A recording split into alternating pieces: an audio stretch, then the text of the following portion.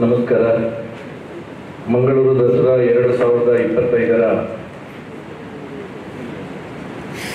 ಒಂದು ಈಗಾಗಲೇ ಎಲ್ಲ ತಯಾರಿಗಳು ಪೂರ್ಣಗೊಂಡಿದೆ. ಈ ದಸರಾ ಮಹೋತ್ಸವವನ್ನು ಎಂದಿನಂತೆ ಬಹಳ ಒಂದು ಶ್ರದ್ಧಾಭಕ್ತಿಪೂರ್ವಕವಾಗಿ ಹಾಗೆ ವೈಭವಯುತವಾಗಿ ನಮ್ಮ ಕ್ಷೇತ್ರದ ನವೀಕರಣದ ರೂವಾರಿ ನಮ್ಮೆಲ್ಲರ ಮಾರ್ಗದರ್ಶಕರಾಗಿರುವಂತಹ ಬಿ ಜನಾರ್ದನ್ ಪೂಜಾರಿ ಅವರ ನೇತೃತ್ವದಲ್ಲಿ ಎಲ್ಲ ವ್ಯವಸ್ಥೆಗಳನ್ನು ನಾವು ಮಾಡಿಕೊಂಡಿದ್ದೇವೆ. ಈ ಬಾರಿ ಮಂಗಳೂರು ದಸರಾಕ್ಕೆ ಇನ್ನಷ್ಟು ಮೆರುಗನ್ನು ಕೊಡಬೇಕೆನ್ನುವ ದೃಷ್ಟಿಯಿಂದ ಆಡಳಿತ ಸಮಿತಿ ಹಾಗೆ ಅಭಿವೃದ್ಧಿ ಸಮಿತಿ ಈ ಕ್ಷೇತ್ರದ ಅಭಿಮಾನಿಗಳ ಸಹಕಾರದಿಂದ ಇನ್ನಷ್ಟು ಹೆಚ್ಚಿನ ಕಾರ್ಯಕ್ರಮಗಳು, ಅದು ಧಾರ್ಮಿಕವಾಗಿರ್ಬೋದು, ಆಧ್ಯಾತ್ಮಿಕವಾಗಿ, ಸಾಹಿತ್ಯ, ಕಲೆ, ಕ್ರೀಡೆ ಎಲ್ಲದನ್ನು ಒಳಗೊಂಡಂತಹ ಒಂದು ಫುಲ್ ಪ್ಯಾಕೇಜ್ ಇವತ್ತು ಮಂಗಳೂರು ದಸರಾ 2025 ಮೂಡಿ ಬರಲಿಕ್ಕಿದೆ ಅಂತ ಹೇಳಲಿಕ್ಕೆ ಸಂತೋಷ ಆಗುತ್ತೆ. ಪ್ರಥಮವಾಗಿ ಮಂಗಳೂರು ದಸರಾದ ತಮಗೆಲ್ಲ ಗೊತ್ತಿದ್ದ ಹಾಗೆ ನಾಡಿದ್ದು 22ನೇ ತಾರೀಕು 8:30 ಗುರು ಪ್ರಾರ್ಥನೆಯೊಂದಿಗೆ ಈ ಕಾರ್ಯಕ್ರಮಕ್ಕೆ ಒಂದು ವಿದ್ಯುಕ್ತವಾಗಿ ಆರಂಭಗೊಳ್ಳಲಿಕ್ಕಿದೆ. ಅದರ ನಂತರ ಹವನ, ಹೋಮಗಳು, ಅಭಿಷೇಕ, ಹಾಗೆಯೇ 12 ಗಂಟೆಗೆ ಸರಿಯಾಗಿ ನವದುರ್ಗೆ ಹಾಗೆ ಶಾರದಾ ಮಾತೆಯ ಪ್ರತಿಷ್ಠಾಪನೆಗೊಳ್ಳಲಿದೆ. ಈ ಒಂದು ಪ್ರತಿಷ್ಠಾಪನಾ ಕಾರ್ಯಕ್ರಮದಲ್ಲಿ ವಿಶೇಷವಾಗಿ ಮಾನ್ಯ ಶ್ರೀಮಾನ್ ಬಿ ಜನಾರ್ದನ್ ಪೂಜಾರಿ ಅವರ ಒಂದು ಹಾಜರಿಯ ಮುಖಾಂತರ ಅವರೊಟ್ಟಿಗೆ ಶ್ರೀ ಜಿತಕಾನಂದ ಸ್ವಾಮೀಜಿ ಮಹಾರಾಜರವರು, ರಾಮಕೃಷ್ಣ ಮಠದ ಹಿರಿಯ ಸ್ವಾಮೀಜಿಗಳು, ಹಾಗೆಯೇ ಬ್ರಹ್ಮಕುಮಾರಿ ವಿಶ್ವೇಶ್ವರಿ ಇವರ ದೀಪ ಹಚ್ಚುವ ಮೂಲಕ ಈ ಕಾರ್ಯಕ್ರಮಗಳಿಗೆ ಚಾಲನೆಯನ್ನು ಕೊಡಲಿಕ್ಕಿದ್ದಾರೆ. ಹಾಗೆ ಮಧ್ಯಾಹ್ನ ಅನ್ನ ಸಂತರ್ಪಣೆ, ಸಂಜೆ 6 ಗಂಟೆಗೆ ಸರಿಯಾಗಿ ಸಾಂಸ್ಕೃತಿಕ ಕಾರ್ಯಕ್ರಮಗಳ ಉದ್ಘಾಟನೆ ಜರುಗಲಿಕ್ಕಿದೆ. ಇದರ ಉದ್ಘಾಟನೆಯನ್ನು ಕಾರ್ಪೊರೇಷನ್ ನಮ್ಮ ಯೂನಿಯನ್ ಬ್ಯಾಂಕ್ನ DGMರವರು ನೆರವೇರಿಸಿಕೊಡಲಿಕ್ಕಿದ್ದಾರೆ. ಹಾಗೆಯೇ NMPTಯ ಹಿರಿಯ ಅಧಿಕಾರಿಗಳು ಕೂಡ ಈ ಕಾರ್ಯಕ್ರಮದಲ್ಲಿ ಪಾಲ್ಗೊಳ್ಳಲಿಕ್ಕಿದ್ದಾರೆ. ಆ ದಿವಸ ವಿಶೇಷವಾಗಿ ನಾವು 3 ಸಂಸ್ಥೆಗಳನ್ನು, ಈ ಬಾರಿಯ ದಸರಾದ ವಿಶೇಷವಾಗಿ 3 ಸಂಸ್ಥೆಗಳನ್ನು ನಾವು ಗುರುತಿಸಲಿಕ್ಕೆ ನಿರ್ಧಾರ ಮಾಡಿದ್ದೇವೆ.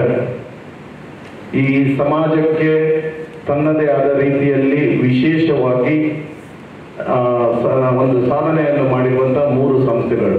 ಮೊದಲಿಗೆ ಸಾನ್ನಿಧ್ಯ, ತಮಗೆಲ್ಲ ಗೊತ್ತಿದ್ದಾಗೆ ವಿಜಯದಲ್ಲಿರುವಂತಹ ಸಾನ್ನಿಧ್ಯ ಸಂಸ್ಥೆ ಇವತ್ತು ಇದರ ಬಗ್ಗೆ ತಮಗೆಲ್ಲರಿಗೂ ತಿಳಿದಿದೆ. ಈ ಸಂಸ್ಥೆಯನ್ನು ನಾವು ಗುರುತಿಸಿದ್ದೇವೆ.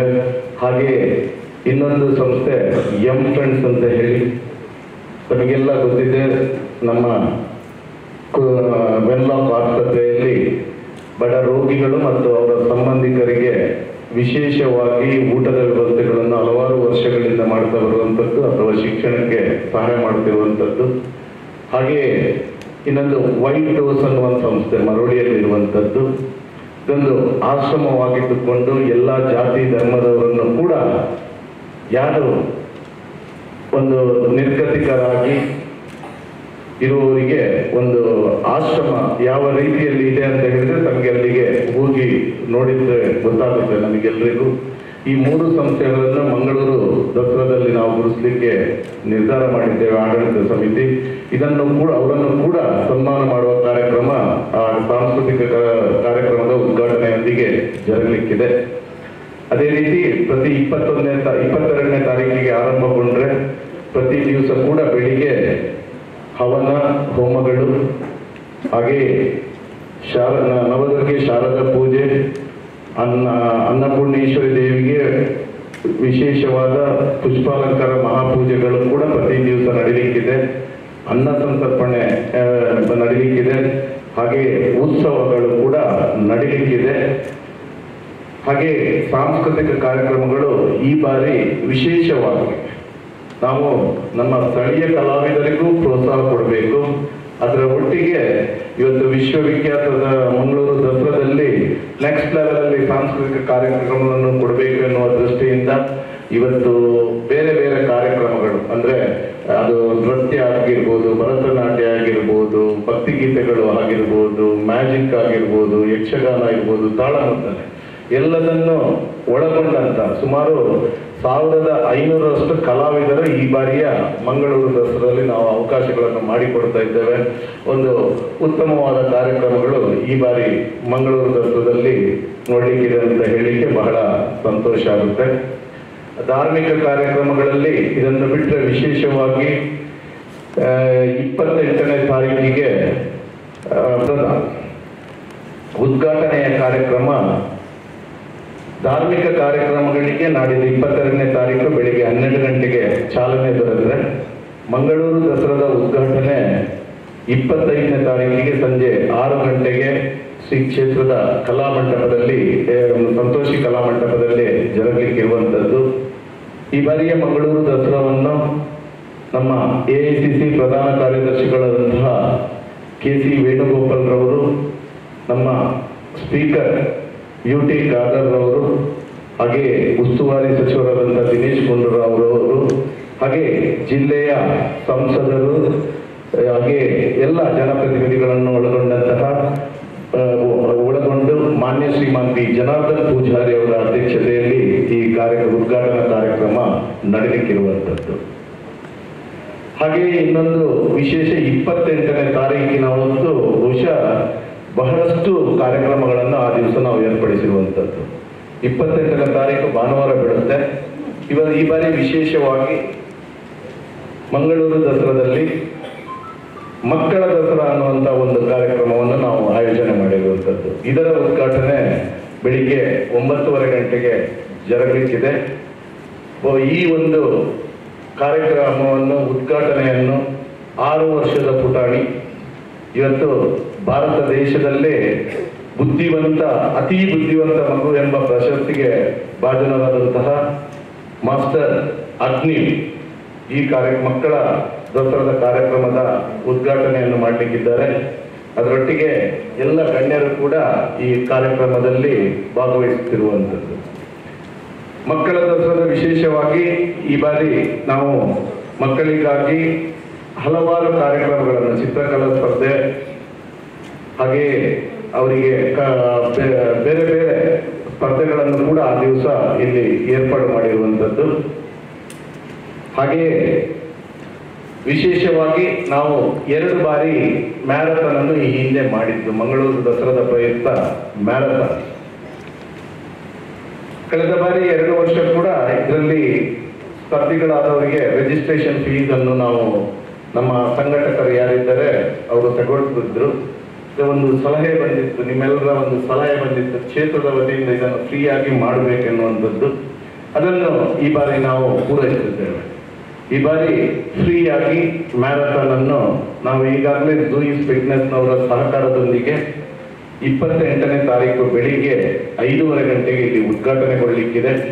ಇದಕ್ಕೆ ಫ್ಲಾಗ್ ಆನ್ ಅನ್ನು ನಮ್ಮ ಪೊಲೀಸ್ ಕಮಿಷನರ್ ಆದಂತಹ ಸುಧೀರ್ ರೆಡ್ಡಿ IPS ಅವರು ಫ್ಲಾಗ್ ಆನ್ ಮಾಡಲಿಕ್ಕಿದ್ದಾರೆ.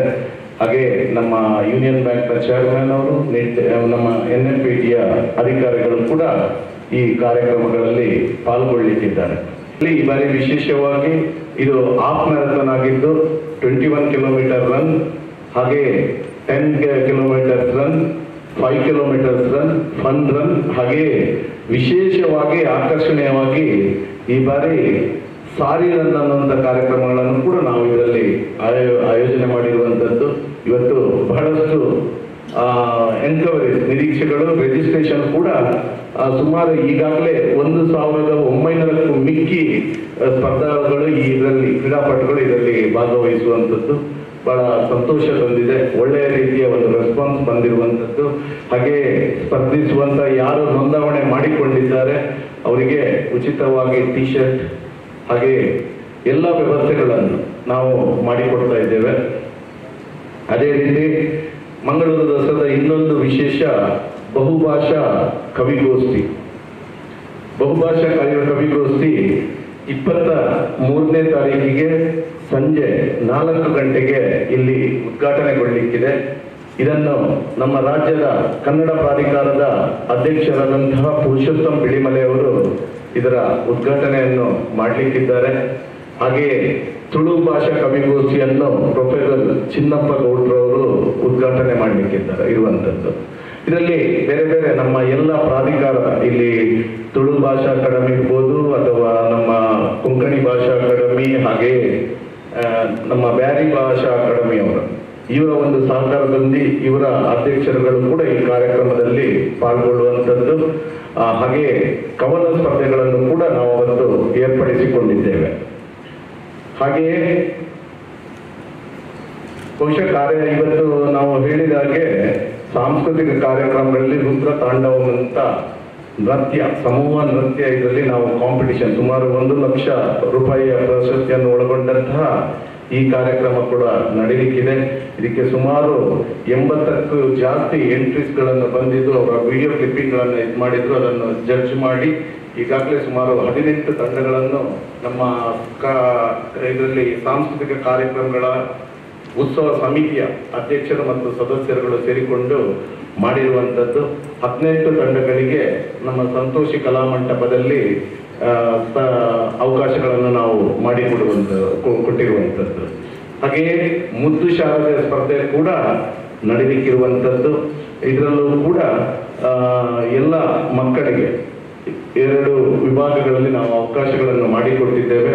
ಇದರಲ್ಲೂ ಕೂಡ ಸುಮಾರು 1 ಲಕ್ಷ ರೂಪಾಯಿ ತನಕ ಬಹುಮಾನವನ್ನು ಈ ಸಾರಿ ನಾವು ಕೊಡ್ತಾ ಇದ್ದೇವೆ.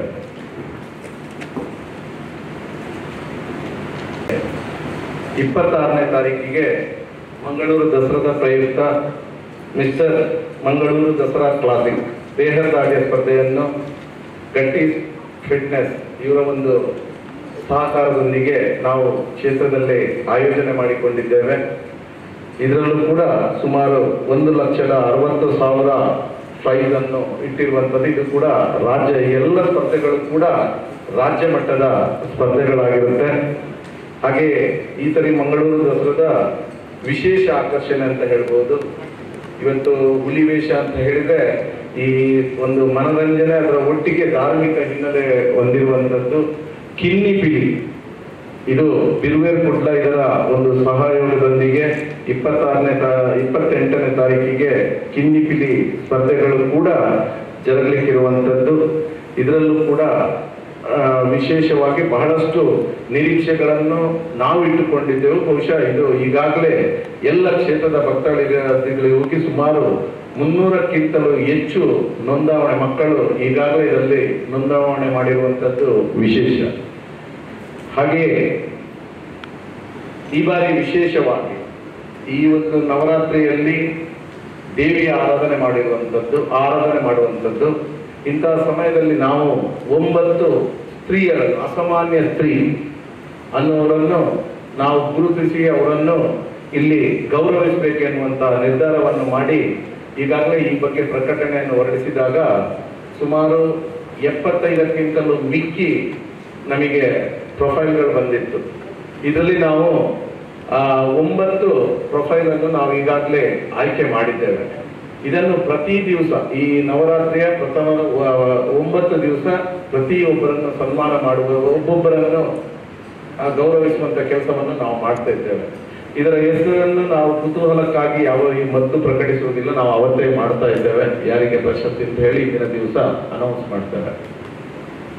ಹಾಗೆ ಈ ಬಾರಿ ವಿಶೇಷವಾಗಿ ನಾವು 4 ವ್ಯಕ್ತಿಗಳನ್ನು ಕೂಡ, ಈ 9 ಅಸಾಮಾನ್ಯ ಸ್ತ್ರೀಗಳನ್ನು ಬಿಟ್ಟರೆ 4 ವ್ಯಕ್ತಿಗಳು ಈ ಒಂದು ಜಿಲ್ಲೆಯಲ್ಲಿ ಅಲ್ಲ, ರಾಜ್ಯದಲ್ಲಿ, ದೇಶದಲ್ಲಿ ನಾವು ವಿಶೇಷ ಸಾಧನೆ ಮಾಡಿರುವಂತವರು, ಅದು ನಮ್ಮ ಜಿಲ್ಲೆಯವರಾಗಿರುವವರನ್ನು ನಾವು ಒಂದು ಗೌರವಿಸಬೇಕು ಎನ್ನುವಂತಹ ಒಂದು ಉದ್ದೇಶವನ್ನು ಇಟ್ಟುಕೊಂಡು ಈ ಬಾರಿ ಪ್ರಥಮವಾಗಿ ನಾವು ಮೋಹನ್ ಆಳ್ವಾರ್ ಅವರನ್ನು ಇವತ್ತು ಭಾರತದ ನಮ್ಮ ಸಾಂಸ್ಕೃತಿಕ ರಾಯಭಾರಿ ಅಂತ ನಾವು ಹೇಳ್ಬೋದು.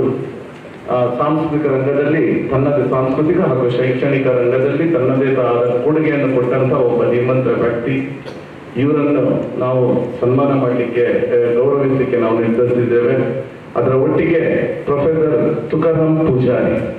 ಪ್ರೊಫೆಸರ್ ತುಕಾರಾಮ್ ಪೂಜಾರಿ ಅವರು ಯಾರು ಅಂತ ಕೇಳಿದ್ರೆ ತಮಗೆಲ್ರಿಗೂ ಗೊತ್ತಿರಬೇಕು. ಅಬ್ಬಕ್ಕ ರಾಣಿ ಅಬ್ಬಕ್ಕ ಪ್ರತಿಷ್ಠಾನ ಬಹುಶಃ ತನ್ನದೇ ಆದ ಒಂದು ಖರ್ಚಿನಲ್ಲಿ ಒಂದು ಯಾರು ನಿರೀಕ್ಷೆ ಮಾಡದಂತ ಒಂದು ಅದ್ಭುತವಾದಂತಹ ಮ್ಯೂಸಿಯಂ ಅನ್ನು ಮಾಡಿ ಇವತ್ತು ರಾಣಿ ಅಬ್ಬಕ್ಕ ಅವರ ಬಗ್ಗೆ ವಿಶೇಷವಾಗಿ ಅಭ್ಯಾಸ ಮಾಡುವಂತಹ ವಿದ್ಯಾರ್ಥಿಗಳಿಗೆ ಬೇಕಾದಷ್ಟು ವಿಚಾರಗಳನ್ನು ಒದಗಿಸಿಕೊಡುವ ತಿಳಿದುಕೊಳ್ಳುವಂತಹ ಒಂದು ಮ್ಯೂಸಿಯಂ ಅನ್ನು ಆರಂಭ ಮಾಡಿರುವಂತಹ ನಮ್ಮ ಪ್ರೊಫೆಸರ್ ತುಕಾರಾಮ್ ಪೂಜಾರಿ ಅವರನ್ನು ಕೂಡ ಇದರಲ್ಲಿ ಗೌರವಿಸಲಿಕ್ಕಿದ್ದೇವೆ. ಅದರ ಒಟ್ಟಿಗೆ ಡಾಕ್ಟರ್ ದುರ್ಗಾಪ್ರಸಾದ್ ರೈ. ಡಾಕ್ಟರ್ ದುರ್ಗಾಪ್ರಸಾದ್ ರೈ ಅವರು ತಮಗೆಲ್ಲರಿಗೂ ಗೊತ್ತಿದೆ, ನಮ್ಮ ಲೇಡಿ ಗುಲ್ಶನ್ ಹಾಸ್ಪಿಟಲ್ನ ಮೆಡಿಕಲ್ ಆಫೀಸರ್ ಆಗಿದ್ದರು. ಇಲ್ಲಿ ಯಾಕಾಗಿ ಅವರನ್ನು ವೈದ್ಯರು ಒಬ್ಬರನ್ನು ನಾವು ಸನ್ಮಾನ ಮಾಡ್ತಾ ಇದ್ದೇವೆ ಅಂತ ಕೇಳಿದ್ರೆ ಬಹುಶಃ ಇವತ್ತು ನಮಗೆಲ್ಲರಿಗೂ ಹೆಮ್ಮೆ ಆಗಬೇಕು. ನಮ್ಮ ಲೇಡಿ ಗುಲ್ಶನ್ ಹಾಸ್ಪಿಟಲ್ ಭಾರತದಲ್ಲೇ ಬಹುಶಃ ಒಂದು ನಂಬರ್ 1 ಹಾಸ್ಪಿಟಲ್ ಅಂತ ನಾವು ಹೇಳ್ಬೋದು ಸರ್ಕಾರಿ ಆಸ್ಪತ್ರೆಗಳಲ್ಲಿ. ಇದರಲ್ಲಿ ಏನಿದೆಪ್ಪ, ಅವರು ಕೇವಲ ಒಬ್ಬರು ವೈದ್ಯರು ಮಾತ್ರ, ಯಾಕೆ ಅವರನ್ನು ಒಬ್ಬರನ್ನೇ ಸನ್ಮಾನ ಮಾಡಬೇಕು ಅಂತ ಕೇಳಿದ್ರೆ ಇವತ್ತು ಸರ್ಕಾರದಿಂದ ಬೇರೆ ಬೇರೆ ಕಂಪನಿಗಳ ಸಹಾಯವನ್ನು ಪಡೆಯುವುದರ ಒಟ್ಟಿಗೆ ಈ ಒಂದು ಆಸ್ಪತ್ರೆಯನ್ನು ಈ ಮಟ್ಟಕ್ಕೆ ಬೆಳೆಸುವುದರಲ್ಲಿ ಅವರ ಪಾತ್ರ ವಿಶೇಷವಾಗಿತ್ತು. ಅದು ಹೇಗೆ ಅಂತ ಹೇಳಿದ್ರೆ ಏನೆಲ್ಲ ಪೂರೈಕೆಗಳು ಬೇಕು, ಈಗ ಎಲ್ಲ ಸರ್ಕಾರದಿಂದ ಸಿಗುವುದಿಲ್ಲ ಅಥವಾ ಕಂಪನಿಗಳಿಂದ ಆದಷ್ಟು ಪಡೆದುಕೊಂಡಿದ್ದಾರೆ. ಇನ್ನು ಬೇರೆ ಸಂಘ ಸಂಸ್ಥೆಗಳನ್ನು ಅವರು ಅಪ್ರೋಚ್ ಮಾಡಿ ಆ ಒಂದು ಹಾಸ್ಪಿಟಲ್ ಅನ್ನು ಈ ಮಟ್ಟಕ್ಕೆ ಏರಿಸಿದ್ದು ಬಹುಶಃ ಎಲ್ರಿಗೂ ಸ್ಫೂರ್ತಿಯಾಗಿರುವಂತಹ ವಿಚಾರ.